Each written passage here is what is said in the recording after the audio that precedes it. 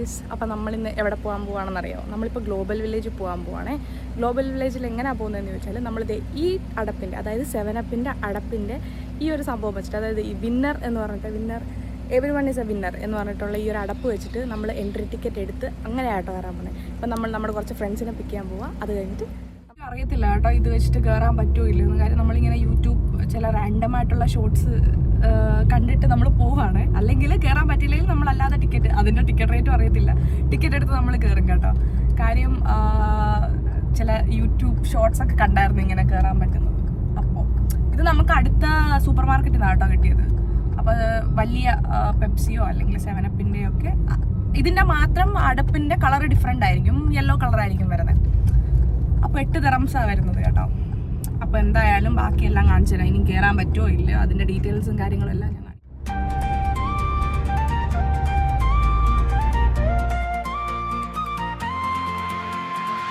The sun is climbing up so high, a streak of gold across the sky.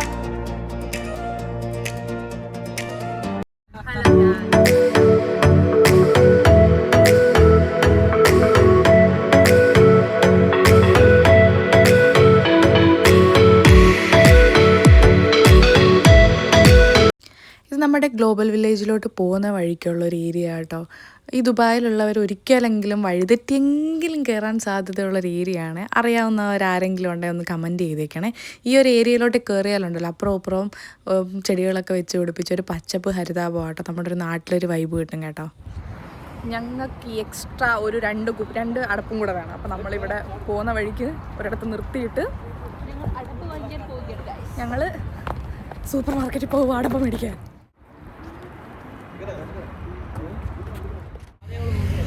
ഞങ്ങൾ ഏകദേശം ഒരു 15 മിനിറ്റായിട്ട് ഞങ്ങൾ നടക്കുവാണ്. ഇവിടെയുള്ള എല്ലാ സൂപ്പർ മാർക്കറ്റുകളിലും ഞങ്ങൾ കയറി ഇറങ്ങിയാണ്, പക്ഷേ അവൈലബിൾ അല്ല. ഞങ്ങൾ നോക്കിയപ്പോൾ ദൂരെ ഒരു സൂപ്പർ മാർക്കറ്റിൻ്റെ ലൈറ്റ് കേട്ടോ. അപ്പോൾ നമ്മൾ അവിടെയും കൂടെ കയറിയിട്ട് നോക്കാം. അതിലെ ഒരു സൂപ്പർ മാർക്കറ്റിൽ വർക്ക് ചെയ്യുന്നൊരു പുള്ളി പറഞ്ഞു ഓഫർ തീർന്നിട്ടുണ്ട് എന്ന് പറഞ്ഞു.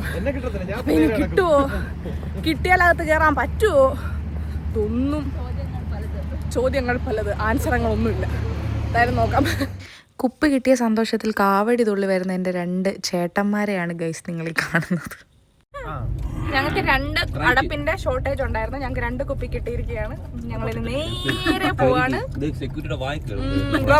പറയാതിരിക്കാൻ വയ്യ ഗൈസ്. കാര്യം ആ ഗ്ലോബൽ വില്ലേജിന്റെ ആ ഒരു ഏരിയയിലോട്ടുള്ള റോഡിൽ കയറി കഴിഞ്ഞപ്പോൾ വണ്ടി നീങ്ങുന്നേ ഇല്ല. കാരണം ഒന്നാമത്തെ കാര്യം, പോയ ദിവസം ഞായറാഴ്ചയായിരുന്നു. തിരക്കെന്ന് പറഞ്ഞു കഴിഞ്ഞാൽ കോടി എന്നൊന്നും പറഞ്ഞാൽ പോരാ, കോടിക്ക് മേലെയായിരുന്നു അവിടെ ഉണ്ടായിരുന്ന ആൾക്കാർ. അയ്യോ ഭയങ്കര തിരക്കായിരുന്നു. പിന്നെ ഗ്ലോബൽ വില്ലേജിൻ്റെ ഇതിപ്പോൾ 30ാമത്തെ സീസണായിരുന്നു കേട്ടോ. അവർ അടിപൊളിയായിട്ട് സെറ്റപ്പ് ചെയ്തിട്ടുണ്ടായിരുന്നു.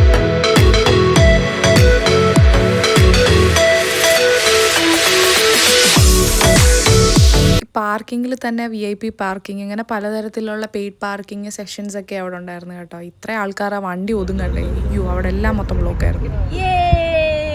Super നീഷട്ടാ, super. അപ്പോൾ നമ്മൾ എത്തി കേട്ടോ. നമ്മൾ വണ്ടി പാർക്ക് ചെയ്തിട്ട് ഗ്ലോബൽ വില്ലേജിൻ്റെ മെയിൻ എൻട്രൻസിൻ്റെ അങ്ങോട്ട് നടക്കും കേട്ടോ നമ്മളിപ്പോൾ. അപ്പോൾ നമുക്ക് നമ്മുടെ കയ്യിലിരിക്കുന്ന 5 കുപ്പിയുടെ അടപ്പ് മാറ്റിയിട്ട് ടിക്കറ്റ് കിട്ടുമോ ഇല്ലയോ, അതിന് കാശ് കൊടുത്ത് എടുക്കണമെന്ന് അവിടെ ചെന്നിട്ട് നമുക്ക്.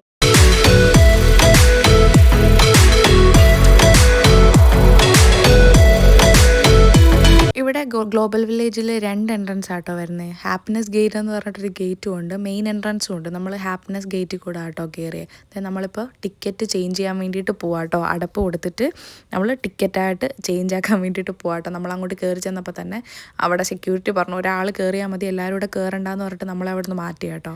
അങ്ങനെ ടിക്കറ്റ് കിട്ടിയതിൻ്റെ സന്തോഷത്തിൽ ഡാൻസ് തുള്ളി വരുന്ന നിതീഷ് ബാലചന്ദ്രൻ. കിട്ടി ഗൈസ്, കിട്ടി. കുറേ പേപ്പറൊക്കെ ഉണ്ട്, എന്തോ നോക്കണം. ഞങ്ങൾ കയറാൻ പോവാണ്.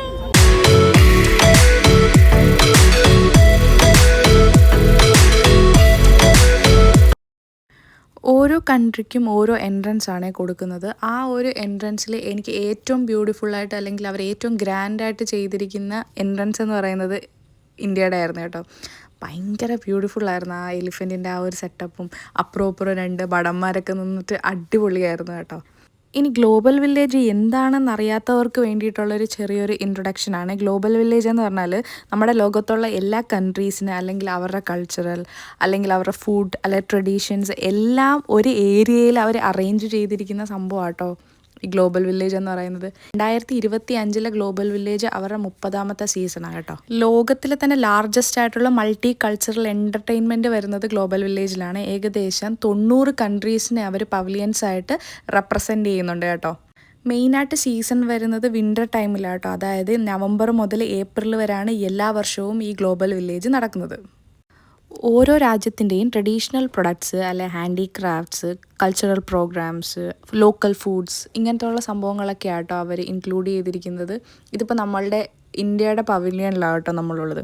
പിന്നെ ഡെയിലി എന്താ പറയുക അവിടെ കൾച്ചറൽ പ്രോഗ്രാംസ് നടക്കും കേട്ടോ. കൾച്ചറൽ പ്രോഗ്രാംസ് മാത്രമല്ല, ഇൻ്റർനാഷണൽ കോൺസേർട്സ് ഉണ്ടാവും, സ്റ്റണ്ട് ഷോസ് ഒക്കെ ഉണ്ടാവും കേട്ടോ. പിന്നെ സ്ട്രീറ്റ് പെർഫോമൻസസ് ഉണ്ടാവും, കിഡ്സിൻ്റെ പെർഫോമൻസസും എല്ലാം ഉണ്ട് കേട്ടോ. ഓരോ പവലിയണിനും അവർക്ക് വേണ്ടിയിട്ടുള്ള അല്ലെങ്കിൽ അവരുടെ പ്രോഗ്രാംസ് സെറ്റ് ചെയ്യാനുള്ളൊരു സ്റ്റേജും പിന്നെ ഒരു മെയിൻ സ്റ്റേജും ഉണ്ടാകും കേട്ടോ. ഇതിപ്പോൾ നമ്മളുടെ ഇന്ത്യയിലെ പിള്ളേരുടെ പ്രോഗ്രാമായിട്ടോ ഇപ്പോൾ നടക്കുന്നത്.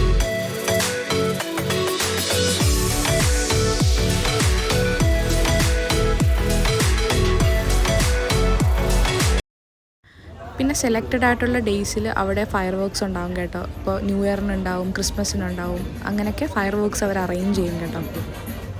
ഒരു കാര്യം കാണിച്ചു തരട്ടെ ഗൈസ്. നിങ്ങൾ ഈ കാണുന്നത് കാർപ്പറ്റാന്ന് പറഞ്ഞു കഴിഞ്ഞാൽ നിങ്ങൾക്ക് വിശ്വസിക്കാൻ പറ്റും, അത് കാർപ്പറ്റാണ് കേട്ടോ ഗൈസ്. ഞാനും ഞെട്ടിപ്പോയി. ഇവിടെ നമുക്ക് നമ്മുടെ ഐറിസ് ഫോട്ടോ എടുത്തിട്ട് നമുക്ക് ലോക്കറ്റൊക്കെ ആക്കും കേട്ടോ. അവർ പറയും നമ്മുടെ കണ്ണിൻ്റെ പ്രത്യേകത. എൻ്റെ കണ്ണ് മാർസ് പോലെയാന്ന് പറഞ്ഞു.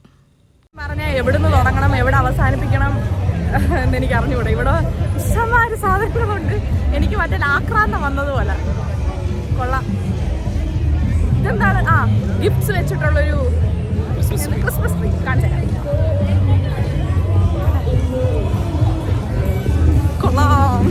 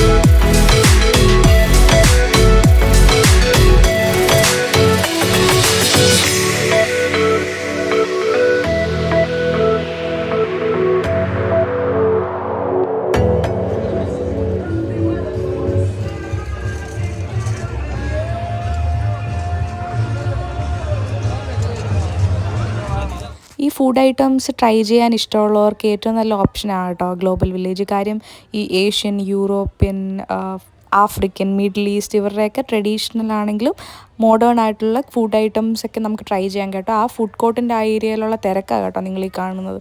ഒയ്യോ, കാല് വയ്ക്കാൻ സ്ഥലമില്ലായിരുന്നു. നമ്മൾ നേരെ ആഫ്രിക്കൻ പവലിയനിൽ കയറി കേട്ടോ. കാര്യം നമുക്ക് ഷിയ ബട്ടറും കുറച്ച് സ്ക്രബും മോയ്സ്ചറൈസറും ഒക്കെ നോക്കണം കേട്ടോ. ഈ ഷോപ്പിലുണ്ടായിരുന്ന ചേച്ചി എനിക്ക് ഫ്രീ ആയിട്ടൊരു മാനിക്യൂർ ചെയ്തു തന്നു ഗൈസ്. അടിപൊളിയായിരുന്നു. അവർ സ്ക്രബ് ഇട്ടിട്ട് അവരുടെ ഒരു സോപ്പൊക്കെ തേച്ചിട്ട് അവർ മോയ്സ്ചറൈസറൊക്കെ ഇട്ട് തന്നപ്പോൾ ഉണ്ടല്ലോ, ശരിക്കും എൻ്റെ കൈയാണെങ്കിൽ വെളുക്കുകയും ചെയ്തു. മറ്റേ ടാനൊക്കെ റിമൂവായിട്ട് ഭയങ്കര സോഫ്റ്റായി. ആൻഡ് ഞാൻ നോട്ടീസ് ചെയ്തൊരു കാര്യം, ഈ ചേച്ചിയുടെ കൈ ഭയങ്കര സോഫ്റ്റാണ്. ബിക്കോസ് ചിലപ്പോൾ അവർ ഡെയിലി ഇത് ചെയ്യുന്നത് കൊണ്ടാവാം, എനിക്കറിയത്തില്ല. പക്ഷെ അടിപൊളിയായിരുന്നു. നമ്മൾ ചെറിയൊരു ഷിയ ബട്ടർ മേടിച്ചു കേട്ടോ അവിടെ നിന്ന്. നല്ലതായിരുന്നു. നല്ലൊരു, എനിക്കൊന്ന് നാച്ചുറൽ, അവർ പറഞ്ഞത് ഓർഗാനിക് പ്രൊഡക്റ്റാണ് എന്നാണ് പറഞ്ഞത്. പക്ഷേ ഫ്രാഗ്രൻസ് വൈസ് അത്ര നല്ല ഫ്രാഗ്രൻസ് ഒന്നും അതിനില്ലായിരുന്നു. ബട്ട് അത് നമ്മുടെ കയ്യിൽ യൂസ് ചെയ്ത് കഴിയുമ്പോഴത്തേക്കിനും ഭയങ്കരമായിട്ട് സോഫ്റ്റ് ആവുന്നുണ്ടായിരുന്നു. നല്ല ഒരു പ്രൊഡക്റ്റായിട്ട് എനിക്ക് ഫീൽ ചെയ്ത് കേട്ടോ. ഇതാട്ടോ ഞങ്ങൾ മേടിച്ച shea butter.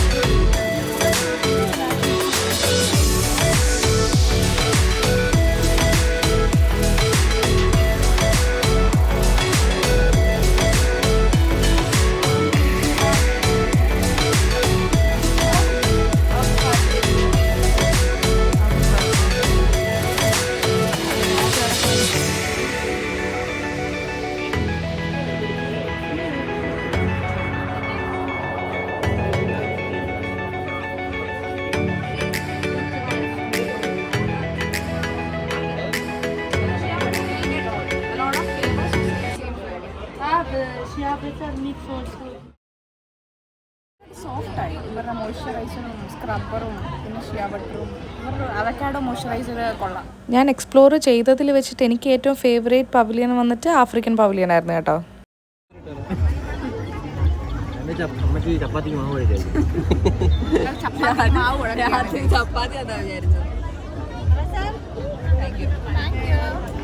It's a sand or slime?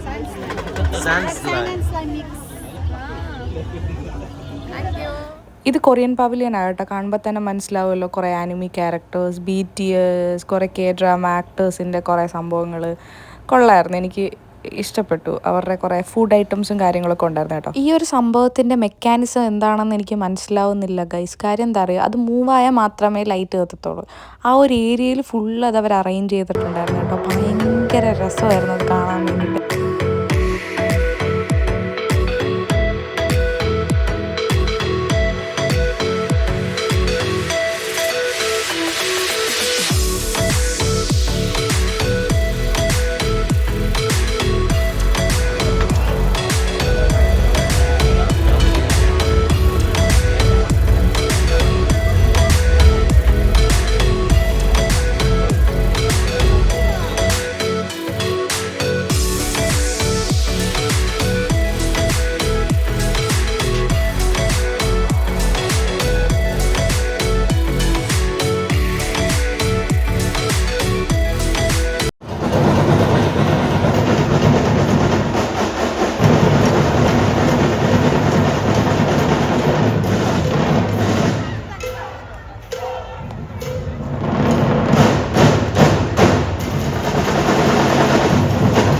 എല്ലാ പവലിയൻസിനും അവരുടെ രാജ്യത്തിനെ റെപ്രസെൻറ്റ് ചെയ്യുന്ന ആർട്ട് ഫോംസിനുള്ള സ്റ്റേജും പിന്നെ ഒരു മെയിൻ സ്റ്റേജും വരുന്നുണ്ട് കേട്ടോ. ഇത് മെയിൻ സ്റ്റേജാണ്.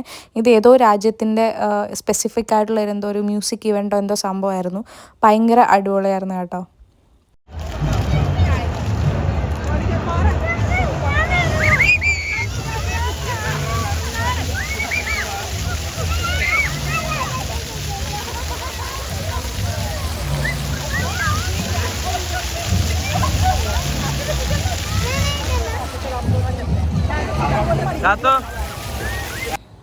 ഇനിയാണ് നിങ്ങൾ കൂട്ടത്തല്ല് കാണാൻ പോകുന്നത്. ഇത് പിള്ളേർക്ക് മാത്രമുള്ള ഒരു എനിക്ക് അതിൻ്റെ പേരറിയത്തില്ല, ഈ ഒരു സംഭവമായിരുന്നു കേട്ടോ. അത് എനിക്ക് തോന്നുന്നു നമ്മൾ ചെന്നടുത്ത് നിന്നാൽ മാത്രമേ വെള്ളം വരത്തുള്ളൂ എന്ന് തോന്നുന്നു കേട്ടോ. പിള്ളേർ അങ്ങോട്ടും ഇങ്ങോട്ടും ഓടുമായിരുന്നു, ഞങ്ങളും ഇറങ്ങി ഓടാൻ വേണ്ടിയിട്ട്. ലാസ്റ്റ് കുറേ നേരം വെയിറ്റ് ചെയ്തതിന് ശേഷം കേട്ടോ വെള്ളം ഇങ്ങനെ വന്നത്. അപ്പോൾ നമ്മളിങ്ങനെ ഓടിയിട്ട് പിന്നെ ലാസ്റ്റ് ഒരു കൂട്ടയിടിയും തല്ലും ഉണ്ടായിരുന്നു അവിടെ. അയ്യോ, ഭയങ്കരമായിട്ട് ഞങ്ങൾ എൻജോയ് ചെയ്ത ഒരു ഏരിയ ആയിരുന്നു കേട്ടോ. ഞങ്ങളാരെയും നോക്കിയൊന്നുമില്ല, അവിടെ കുറേ ആൾക്കാർ മാറുന്ന ചിരിക്കുന്നുണ്ടായിരുന്നു. പക്ഷെ ഞങ്ങൾ രണ്ടുപേരും ഭയങ്കരമായിട്ട് എൻജോയ് ചെയ്ത ഒരു സംഭവം കേട്ടോ. ഇത് കഴിഞ്ഞ് കഴിഞ്ഞപ്പോൾ ഷൂ നനഞ്ഞ് പാൻറ്റും നനഞ്ഞ് മൊത്തം നനഞ്ഞ് കുളിച്ചിട്ടാണ് നമ്മൾ അവിടെ നിന്ന് ഇറങ്ങിയത്. നല്ല രസമായിരുന്നു. കുറേ നേരം ഞങ്ങളവിടെ സ്പെൻഡ് ചെയ്തു കേട്ടോ. ഇതാട്ടോ ഫ്ലോട്ടിംഗ് മാർക്കറ്റ് എന്ന് വെച്ചാൽ എല്ലാ ഷോപ്സും അവിടെ വെള്ളത്തിൽ ഫ്ലോട്ട് ചെയ്തിട്ടായിരിക്കും കേട്ടോ നിൽക്കുന്നത്. നനഞ്ഞു കുളിച്ച് പോവാണോ കാത്തു? മൊത്തം നന്ദി.